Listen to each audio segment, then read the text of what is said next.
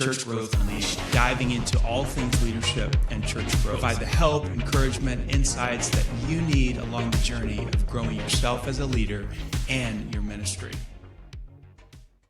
Hey, welcome back to Church Growth Unleashed. I'm your host, Pastor Danny Anderson, and this is the podcast. We're talking about all things church growth, how to grow your church without losing your soul. I've got a special topic I want to talk to you about today. Just a short little podcast, just give you a little help, little coaching, and some insight today. Today, I want to talk to you about the habit of keeping a Sabbath. It is so critical for pastors to incorporate this practice into their life. The reality is that you are a busy person as a pastor. You are responding constantly to the needs of your church, broken families, broken marriages, people that are hurting, needs of your staff, challenges that are going on, financial challenges, systems that are broken and need fixed. I get it. Our lives are busy. And on top of all of that, running the church, trying to help the church grow, you also have your family to lead, your marriage to lead, your children to raise, your home to keep up. There's errands to run, and the plumber needs to be called, and the grass needs to be cut, and there's lots and lots of things going on in our life. We are very, very busy people if you're trying to grow your church or you're leading a growing organization of any kind. One of the first things to go because of our busyness is this practice of Sabbath. We just kind of ignore it. We let it go. We say, I don't really have time, or, we let things, important things sometimes sneak into our Sabbath, and we fail to keep it. Listen, there is a reason why God put the Sabbath principle into Scripture. It is critical for your survival. You see, here's the problem. When we let the practice of Sabbath slip away from us, it's okay at first. Like, there's really no price to pay in the immediate. We can kind of get by. We can keep things going. Ministry moves forward. Everything seems okay. Even though we're not taking a 24-hour period off, there's really no pain point in the immediate. But then eventually, a couple years go by, and there's a price to pay. There's a high price to pay. And a lot of times, it's burnout. Pastors struggle with burnout. Recently, I saw a study done by the Barna Group. Actually, it was David Kinnaman that put this study out. It was called the Resilient Pastor Initiative. They found that in 2022, check this out, pastors were asked, how often or do you seriously consider quitting? 40% said yes. Now listen to this. That's a 400% increase since 2015. Now, I know COVID was a big part of that. That sent a lot of pastors, to the edge. But that's a huge increase. Burnout is a serious issue. What is burnout? Burnout is when you are exhausted and you become cynical about ministry. You don't want to be there. You don't want to do it. You're tired. And you're looking for a way out. That's one of the first prices to pay. The second price we pay is that we really lose a sense of God in our life. Our relationship with Him starts to is diminished. We lose a sense of His presence in our life when we don't practice Sabbath over the long run. And then thirdly, we just become kind of irritable people, impatient, anxious, angry people. And then we start doing goofy things and acting in goofy ways. And this is how a lot of pastors end up disqualifying themselves, whether they start to abuse their staff or they make a dumb choice with a person of the opposite sex. And that happens all too often. There is a price to pay for not keeping the Sabbath. So what is the Sabbath? Well, technically, a Sabbath is a 24-hour period where we cease from work. That's what it is. And the purpose of Sabbath is to reorient ourselves around God, to make Jesus the center of our life, to put Him in the proper place, and essentially to learn to trust Him with our lives. I mean, that's the whole point. Like, Sabbath is like we're trusting God to say, I'm not going to produce anything today because I trust you. Like, I'm going to cease being in control of my life. I'm going to let you be in control of my life. It's an acknowledgement that God is really God. that he is running the universe, that he's running my life, and it's okay. I love the verse in Psalm 46:10.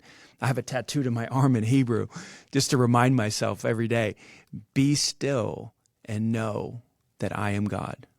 That is a Sabbath verse. Like, that's what you do in Sabbath. You're stilling yourself, you're ceasing from work, and you're letting God be God in your life. So it reorients Jesus it puts him at the center.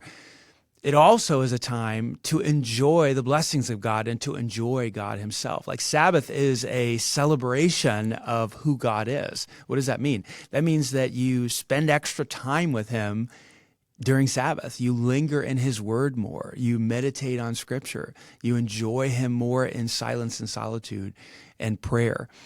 It's a time to take him in and to drink him in and to love him, right? Sabbath is also a time to enjoy his blessings.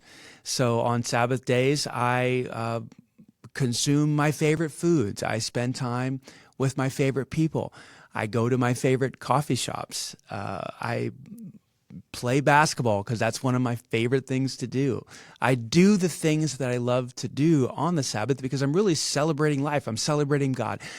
That's what Sabbath is designed to do. It's designed to refuel you and to fill your cup with God. And so right now, I know as I'm describing some of this, like, oh man, that sounds good, but like, I still struggle.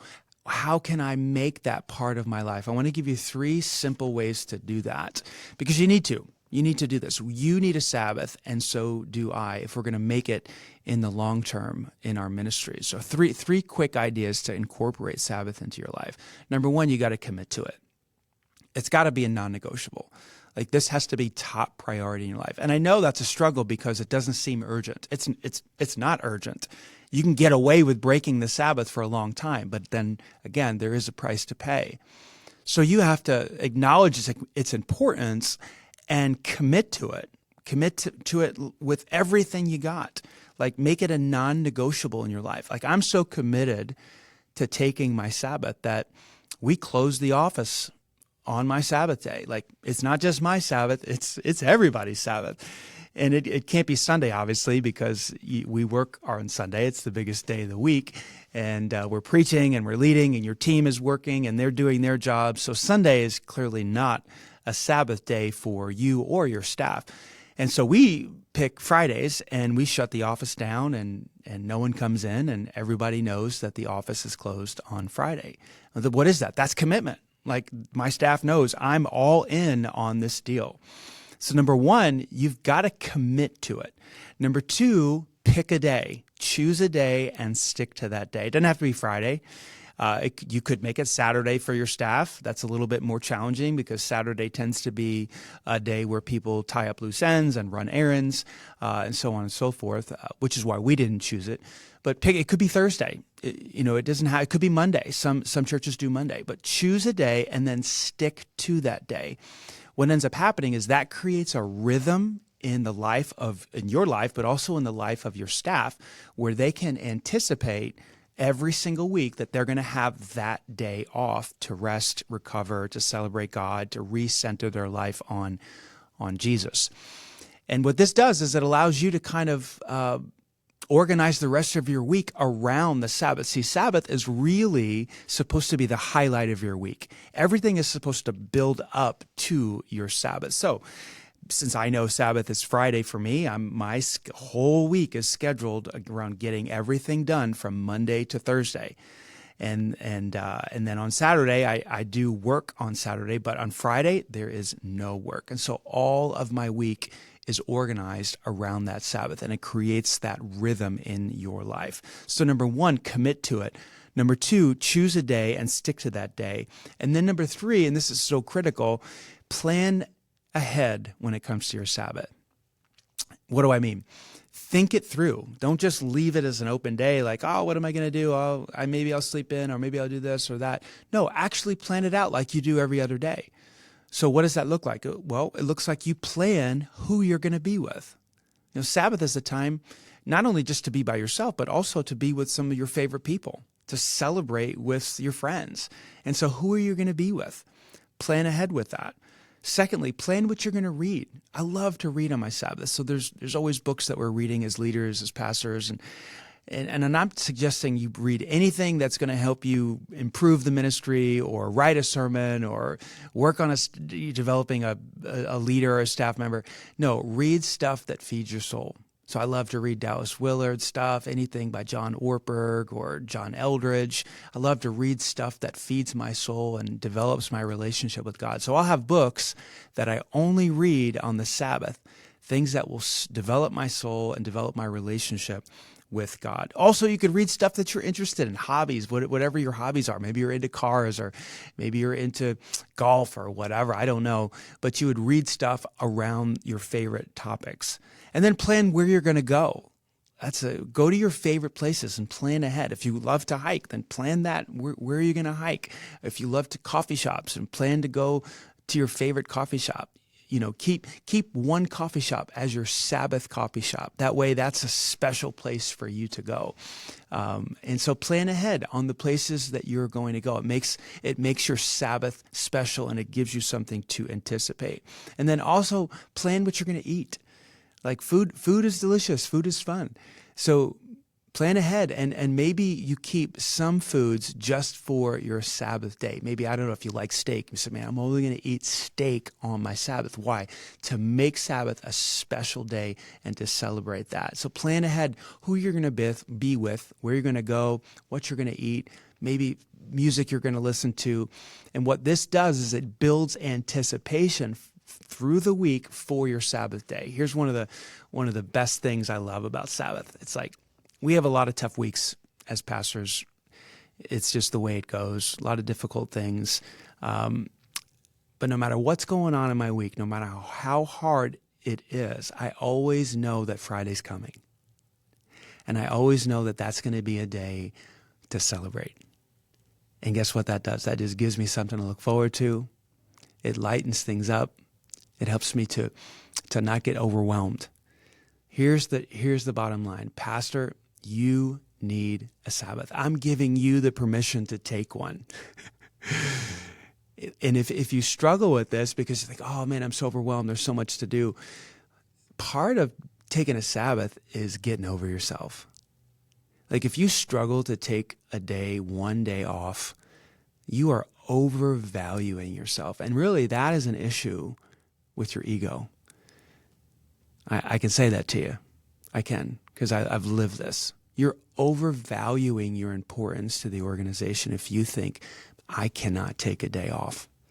I mean, take a lesson from Chick-fil-A, right? They take an entire day off. They do no work, and they're still one of the greatest, if not the greatest fast food chain. And they do it on one day less a week against McDonald's and Taco Bell and all these other guys. You got to get over yourself. Like, it's going to be okay. God will take care of the church. You can take a full day off. So part of this is humbling yourself and releasing control to God. You know, I've been pastoring now for 25 years. I'm in my 20th year as a lead pastor. I can say this without hesitation. One of the greatest decisions that has helped me in my longevity to get through all the ups and all the downs and all the church drama that happens, and you guys know because you live it, all the pain, all the hurt, all the ups and downs, the thing that has contributed most to my longevity and my health as a lead pastor, my mind, my psychology, my soul, the health of my soul, is taking a Sabbath every single week. Listen, the average pastor only lasts right now anywhere from 3 to 7 years. And most of the studies show it's more like 3 to 4 years. Why is that? Well, we're not taking care of ourselves. We're not practicing the Sabbath. Burnout is getting to us. We're exhausted. We become disenfranchised, angry, frustrated. Pastor, you need to take a Sabbath. And I'm giving you the permission to do that. Commit to it. Pick a day, stick to it, and plan ahead. I want to encourage you with that today. And we will see you next time on the Church Growth Unleashed podcast. God bless.